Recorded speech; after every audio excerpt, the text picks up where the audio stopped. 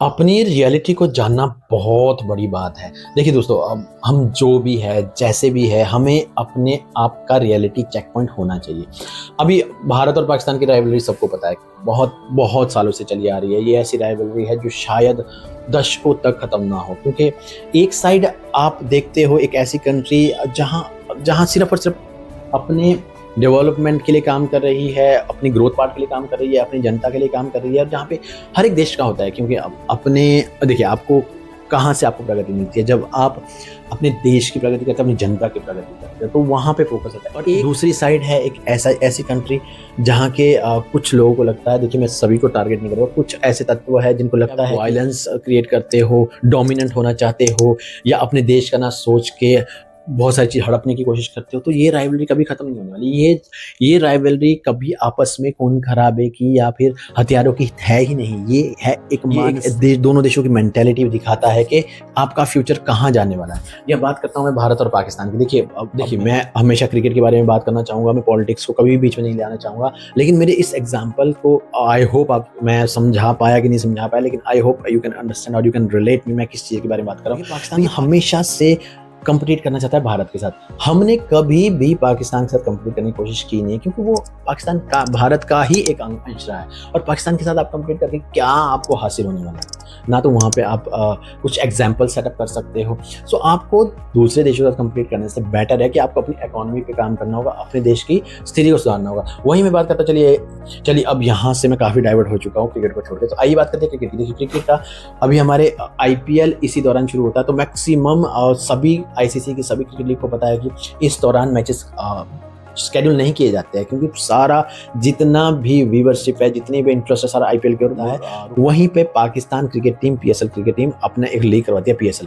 अब वहाँ पे देखिए कितने सारे चैलेंजेस आ रहे हैं। एक तो आप अगर कोई ऐसा टूर्नामेंट ऑर्गेनाइज कर रहे हो जिसको आप इतना दर्जा दे रहे हो कि वो आप IPL लेवल से कम्पीट कर, अभी तक हालांकि ऐसी कोई लीग नहीं बनी है जो IPL लेवल को कम्पीट कर पाए। मुझे IPL के बाद अगर कोई बेस्ट लीग लगती है तो वो KFC बिग बैश है जो ऑस्ट्रेलिया की है, दी 100 है जो इंग्लैंड की है।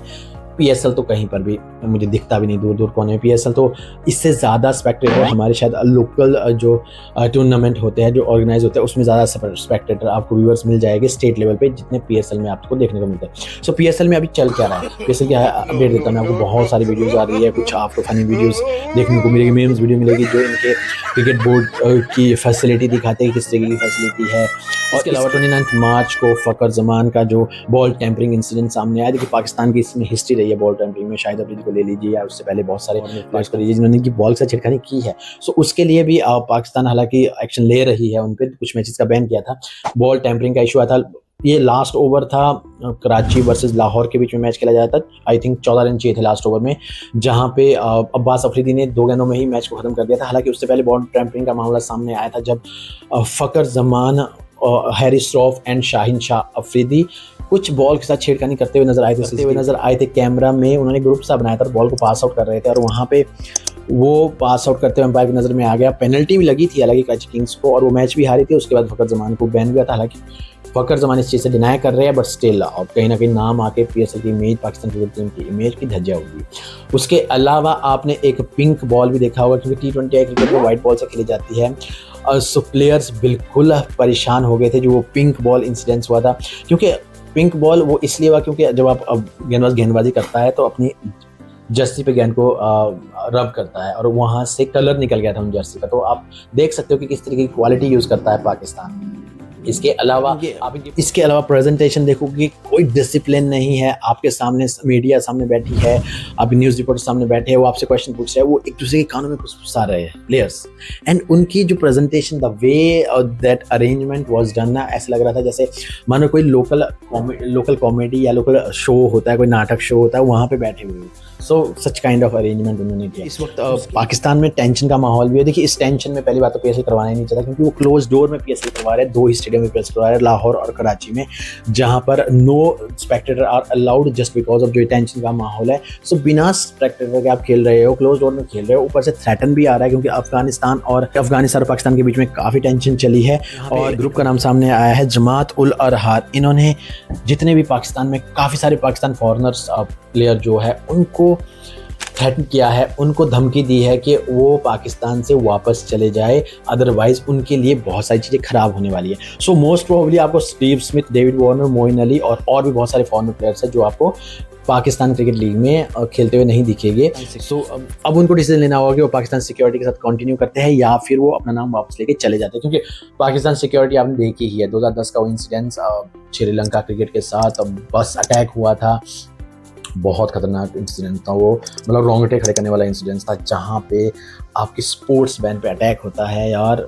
No one can imagine that live. अगर आप विजुअल्स इमेजिन करो, आप एक गेम खेलने जा रहे हो, आप एक मैच खेलने जा रहे हो, प्रैक्टिस सेशन के लिए जा रहे हो और एकदम से आप अटैक होता है, टेररिस्ट अटैक होता है। So that will tells you कि उस देश का क्वेश्चन लग जाएंगे, क्वेश्चन मार्क है उस देश की सिक्योरिटी पे। सो वहाँ आई थिंक फॉरनर जो ओवरसीज प्लेयर का वो राइट डिसीजन है कि वो बैक हो जाए, वो वापस चले जाए। सो बहुत सारे अपडेट्स मिल चुके हैं, अभी स्टार्ट ही हुआ है, ऑलमोस्ट एक वीक हुआ है पीएसएल को शुरू होते हुए, इतने सारे ड्रामा इनके हो चुके हैं and still they are saying like कि वो आईपीएल के साथ कंपैरिजन करते हैं अपना पीएसएल को। सो आई डोंट थिंक सो कि किस तरीके की मेंटलिटी उनकी है, अभी तक उनको रियलिटी चेक नहीं है। देखिए सबसे बड़ी बात होती है हमें फील हो जाना चाहिए कि हम कहाँ पे स्टैंड आउट करते हैं। सो इस तरीके की ऑर्गेनाइजेशन करने से पहले, इस तरीके का अगर कोई भी बड़ी लीग आप ऑर्गेनाइज कर रहे हो, एटलीस्ट पहले आप अपनी ग्राउंड लेवल को सेट करो, पहले आप वो सेट ऑफ एक्सपेक्टेशन सेट करो। अगर आप आईपीएल का ऑरा देखोगे, आईपीएल का स्टैंडर्डाइज देखोगे, आईपीएल जिस तरीके से स्टैंडर्ड के, हालांकि ऑब्वियसली बात है इंडियन क्रिकेट बोर्ड और पाकिस्तान क्रिकेट बोर्ड में दिन रात का अंतर है, लेकिन आपको वहां तक सोचना भी नहीं चाहिए, कंपैरिजन भी नहीं करना चाहिए, आपको अपने आप को बेटर करना चाहिए। आप बेटर कर सकते हो, बट पाकिस्तान को कंपेयर करना अपने साथ दूर दूर से बहुत उनके वो रियलिटी की दुनिया में नहीं जी रहे। जहाँ तक मुझे लगता है कि जो क्रिकेट वो लोग चलाते हैं, जो इस क्रिकेट को चला रहे हैं, उन आकाओं को कुछ नहीं। चलिए अभी के लिए इतना ही। Will definitely see you soon with more updates. Crick baseball को सब्सक्राइब करें।